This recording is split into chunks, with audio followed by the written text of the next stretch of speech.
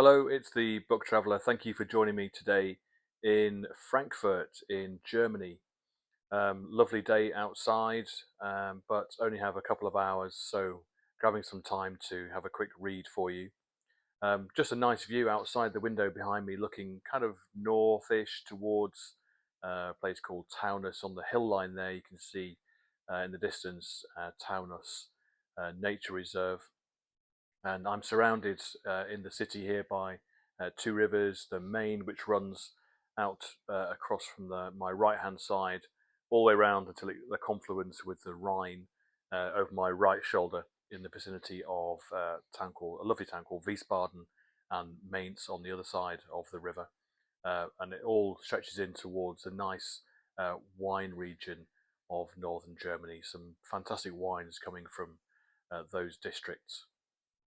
But I wanted to catch up with some more reading of up to chapter 12 now in The Wager by David Grann.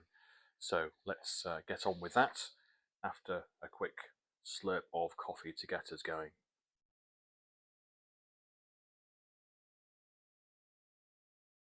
Oh, that's a good one. Chapter 12. Title: The Lord of Mount Misery. Byron found a dog in the woods. The Kawascar had left it behind, perhaps in their haste to get away. The dog came towards Byron and trailed him all the way back to camp, and at night it lay beside him, warming his body. During the day it accompanied Byron wherever he went. This creature grew so fond of me and the faithful that he would suffer nobody to come near without biting them, he wrote. Byron was relieved to have a true companion.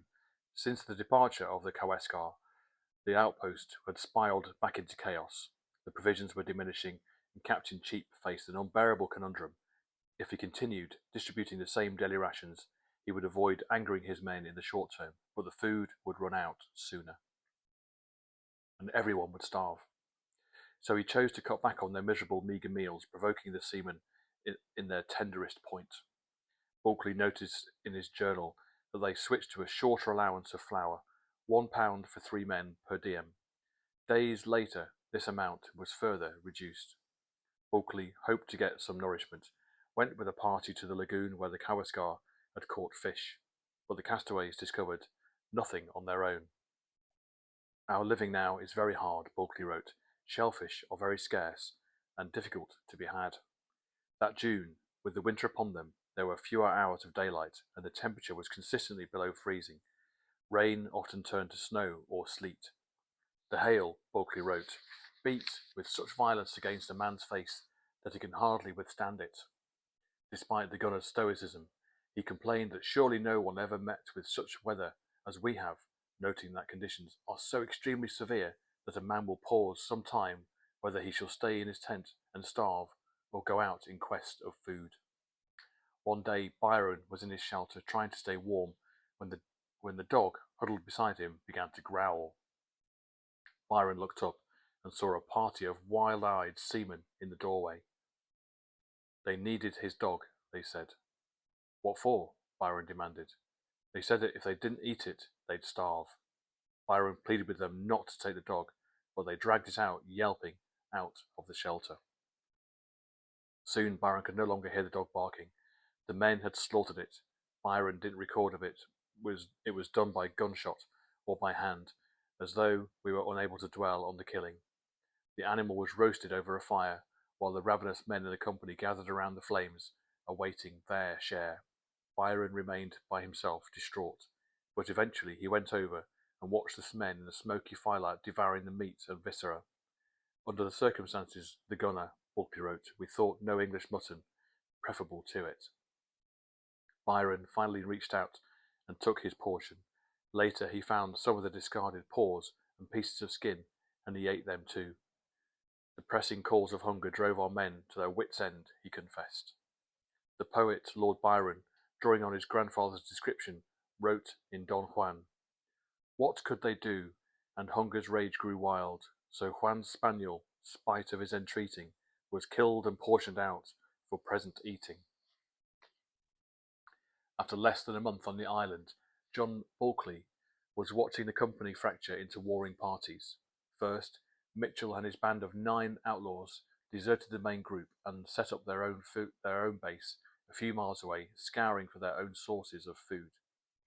They were known as the Seceders, and it was perhaps best for everyone else that they had left the encampment, but they were armed, and as Campbell put it, rambled whither they pleased.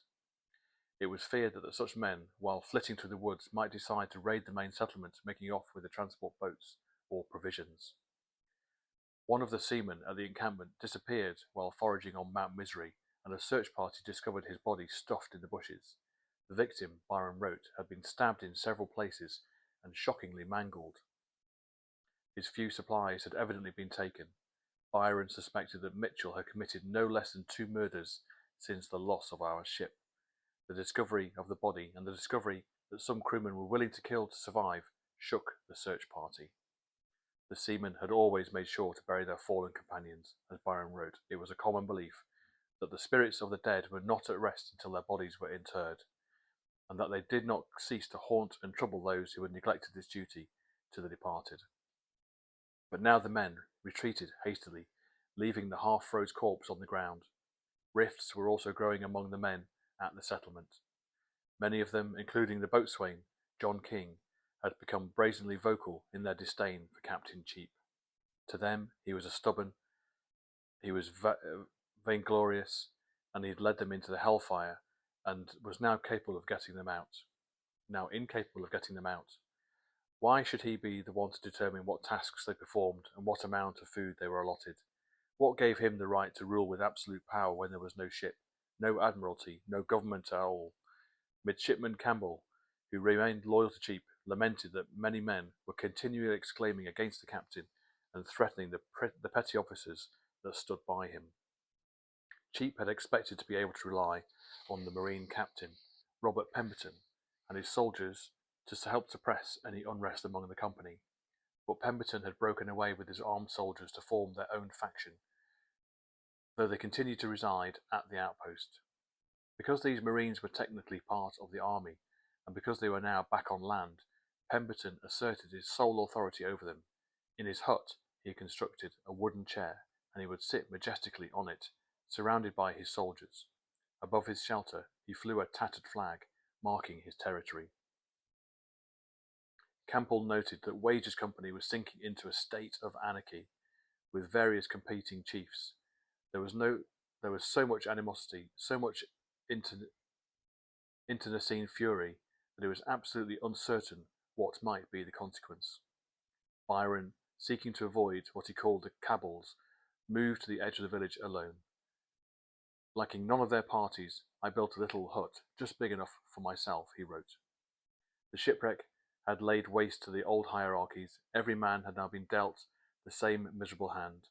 Bulkeley observed that such conditions, cold, hunger, disarray, could really make a man weary of life. But amid this levelling and squalor, this democracy of suffering, Bulkeley seemed to thrive. He maintained his fine shelter and thinned out the vegetation surrounding it. And whereas many in the company seemed merely to be waiting for death, for eternal peace, he continued to forage fanatically, hunting birds, scraping seaweed of rocks, extracting what supplies he could from the wreckage. Any food that he obtained had to be placed in the communal store tent, but he was able to collect other prized materials for himself: planks, tools, shoes, strips of cloth. Money was worthless on the island, but, like a town merchant, he could barter these items for other necessities, as well as dole out favours. He also established a secret stash of guns and ammunition. Each morning, Bulkeley would emerge wearily from his estate. He believed that he must be careful, as the Christian's pattern book said, lest he be deceived by the devil, who never sleepeth, but goeth about seeking whom he may devour. He noticed that more and more of the people, as he referred to the castaways, were flocking to his house, and in particular to him, John Bulkeley, to figure out what the party should do next. One day, Pemberton, the Marine captain, pulled Bulkeley and his friend Cummins aside, and they all conferred in Pemberton's dwelling. After ensuring that no one could overhear, Pemberton confided that he had considered Lieutenant Baines, the second in command, and nothing. What's more, he viewed Captain Cheap in the same light. His allegiance now seemed to lie with Bulkeley, that instinctive leader.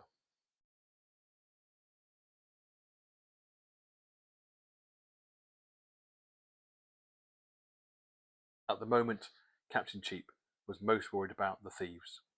Like insidious rats, they kept sneaking into the store tent at night and absconding with precious nuggets of food. With the company on the brink of mass starvation, the robberies, what Bulkeley called these villainous practices, enraged the rest of the castaways. Shipmates and messmates began to look at one another with growing suspicion. Who among them was stealing from their last remaining food? The only type of commander whom seamen despised as much as a tyrant was the one who could not maintain order and who failed to uphold an unspoken promise. That in exchange for the men's loyalty he would protect their well-being. Many of the castaways now despised Cheap for not safeguarding their supplies and catching the culprits. Some were clamouring for the food to be moved to Bulkeley's shelter, insisting that he could better look after it. Bulkeley had not made such a demand, but he approached Cheap, seeking to consult about the robberies. He spoke as if he represented the people. Cheap believed that if he did not quell the disorder, it would destroy the outpost, and so he issued a proclamation. All its officers and the Marines must take turns guarding the store tent. Cheap required Bulkeley to take one of the night watches and stand alone in the damp cold for hours, a reminder of his lower rank. Strict orders were given. Bulkeley wrote to keep a watchful eye. Byron had to routinely serve on lookout as well.